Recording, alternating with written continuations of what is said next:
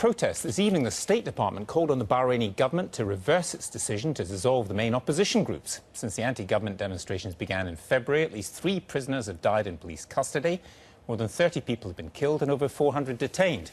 The country is now under martial law, but our security correspondent Frank Gardner, who used to live there, was able to get around the country, and he's just brought back this report. You may find some of the images upsetting. In a Shiite suburb of Manama, a body arrives from the morgue. Ali Isa al-Sagar had handed himself over to police. 6 days later, he died in their custody. They say he fought his jailers. His family are seeing his battered body for the first time. His wounds are shocking. The deaths of this and other detainees are inflaming parts of the Shiite community. The people behind me are actually shouting, "Down with Hamid, down with the king." This is a very politicized funeral.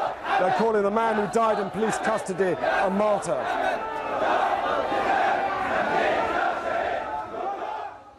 The man they're burying was accused of trying to kill a policeman at Bahrain's Pearl roundabout. But should that excuse his apparent torture? I put this case to the health minister. She said the wounds had been photoshopped by the opposition to make them look worse, until I told her we'd seen them ourselves.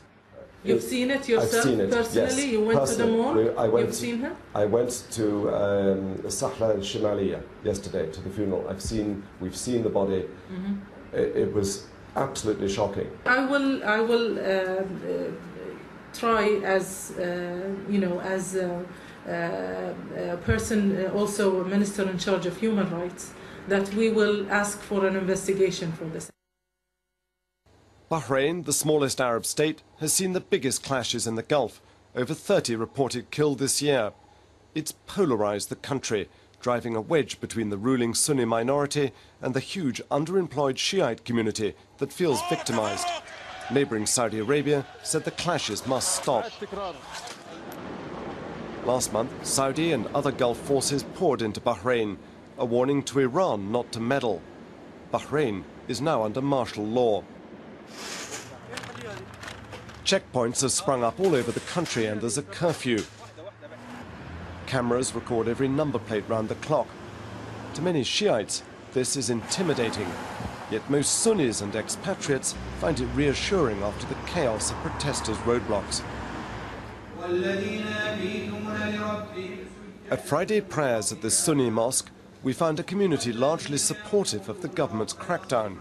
Worshippers told me they welcomed the Saudi troops that Iran and many Shiites see as invaders. They felt the protesters had gone too far. You see, when those people came at the roundabout at the first week, we were all with them because we had the same problems, or claims. But when they have left, their line and they were trying to take things by force, and they were beating people, blocking the roads, not allowing people to go to their work, invading the hospital, the biggest medical center. We blame this destruction. In this Sunni-dominated part of Bahrain, we found this uncompromising poster. No pardon, it reads. We demand the maximum penalty for the anarchists. The government made them take it down, but it went back up again. At home with his grandchildren, we found the spiritual leader of Bahrain's sizable Sunni minority. هل في خطر أن الموقف البحرين؟ I asked him what he thought would happen if protesters from the Shiite majority ever deposed the Sunni ruling family here. نعم يعني لو أن هؤلاء طبقوا. Yes, if they manage to seize power, Sunnis in Bahrain will suffer, and killing will see bloodsheds and killing in Bahrain. The same group here in Bahrain, they taking their instructions, orders from Iran, Iraq, and Hezbollah. ومن إيران ومن حزب الله. I telephoned the family of one Shiite activist accused of this. His daughter denied any links with the Iranian government, but admitted he did want the overthrow of the ruling family. She said masked men beat him in front of her. dragged him down one flight of stairs, and then in the middle of the stairs they put him on the ground. One of them had his hand on my father's neck, while like 4 others started beating him and stepping on him and kicking him. With confidence in Bahrain's stability badly shaken, many people here blame the protesters, calling them traitors. They and the government feel the international media has only reported one side of the story, the opposition's version. Well, this is the main newspaper here in Bahrain. It's called Akhbar al-Khalij, News of the Gulf. It's pro-government orientated. And on the back is a pretty shocking cartoon showing apparently a BBC microphone spitting out venom. And it says in Arabic, Samum al-BBC, poisons of the BBC, which shows you how angry the government is with all the international media for what they consider to be its one-sided coverage of the violence here in Bahrain. The opposition certainly make themselves more available than the government. In the cool of the evening, I met a Shiite MP from the main opposition bloc, Al-Wifaq. His views implied the ruling family are going against the grain of history. Our problem, it is not with the Sunnis here in Bahrain.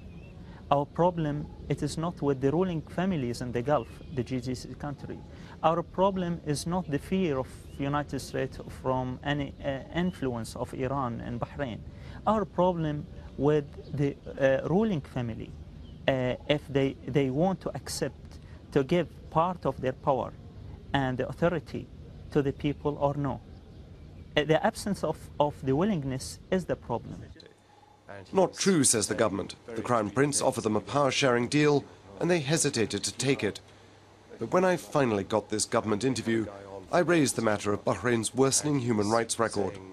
We want to ensure that anybody that's been detained is provided all his rights according to the laws of the country. We have to ensure that law and order is restored, and we have to review the whole operations methods, I think, from the beginning of the events, so that we better understand how we got here, and if there is any unjustified methods, then people will be held accountable.